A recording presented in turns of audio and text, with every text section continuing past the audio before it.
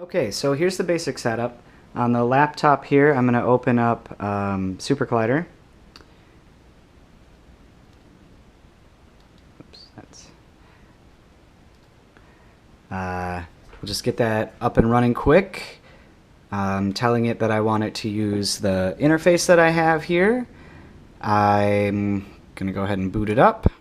Should just take a second. You see it's green, and we've got shared server interface initialized, meaning it's ready to go. I want a meter so that I can see sound coming in and sound going out. I also want to have a frequency scope, which is mostly just because that way we can sort of see how things are being changed and what we're hearing. For this instrument that I'm going to demonstrate, it's not that important, but it's kind of cool to watch at least. So this is a message for SuperCollider to connect with Synapse, which I forgot to start, so let me quick do that. Actually, I'll just do this.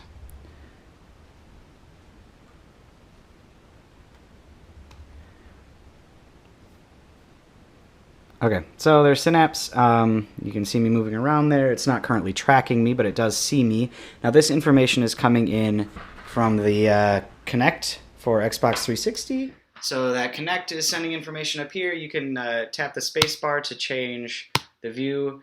The difference between all users and tracked user only would be if there were multiple people in the screen, you'd see them, but it's just me, so can't really see the difference. I prefer that to the full depth just because in this version you're seeing a lot of junk backgroundness that you really don't need. If I were projecting this, which I do intend to do, I think this would look a lot cleaner, so that's what we're using. Right now it is obviously reading my presence, but it's not tracking my joints. So to do that, I'm just going to stand like this. I find that it has trouble with my hat. Let's see if it catches me here. Yep, there we are. You can see me being tracked. I've got a YouTube video pulled up on my desktop, and that sound is just going to be coming out of my headphone jack. So on my interface, if we were just listening to the video, let's give it a second to get started. And now we talk do a little sound something like this. Tipping in the key of C. But we're going to go ahead and switch it over so that we're only hearing what's coming out of SuperCollider.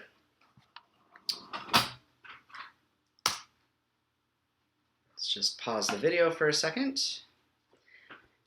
Flip back over. So now in SuperCollider, now that I've got Synapse running, I'm just going to tell SuperCollider that I am using my interface, Scarlet, that I want to boot up and be ready to go. Let's see here.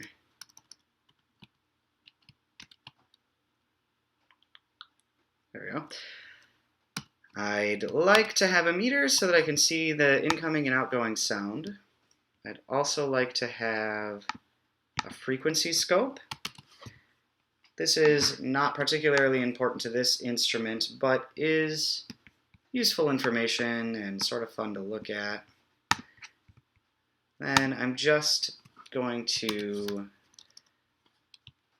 tell SuperCollider to send information to tell Synapse to track those, my hands and my head, as even though I'm not using all of both my and my feet.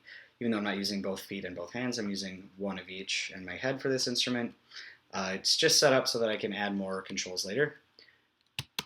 This is some stuff to make SuperCollider bring incoming sound so that it's paying attention to the incoming sound on the interface. This is the actual synth definition for what we are controlling and what the outgoing sound is going to be. And then this bottom bit is a bunch of OSCDefs, which are just messages that control the synth that we created using information that is coming in from the Kinect controller. So now that we've got all that fired up, I'm going to bring Synapse back to the front so that we can watch that. Because who wants to watch a bunch of text windows? That's not that important. And I'm going to quick set the GoPro somewhere. And because I moved out of the Kinect's view, I just need to repick myself up here. Easy peasy. I'm going to go ahead and start my YouTube video. Alrighty here. So amplitude is going to be controlled by the height of my right hand. If I'm way up at the top of the screen, you can't hear anything. If I'm way down, it's louder. My right foot, which is a little bit silly, but can make for interesting movements, controls the tone of the instrument. Basically, it's the mix of distorted and not distorted right now. So if I'm way over to the left, basically hearing clean sound. And the farther right this foot moves, more distorted.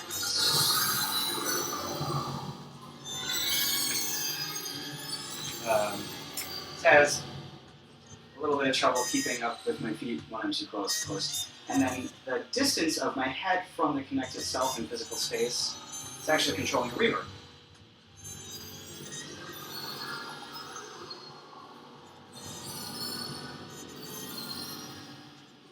So that's a little bit harder to hear, but and then if you're dancing,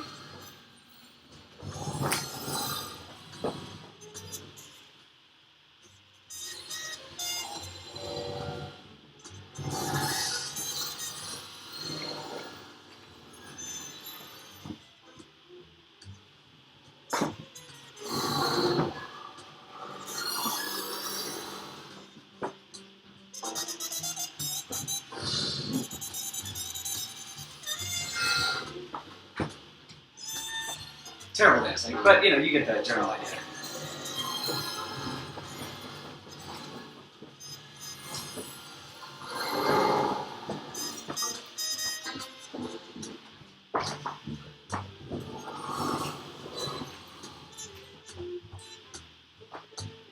And there you have it. Pretty basic. This one's pretty basic, but it gives you an idea of some of the things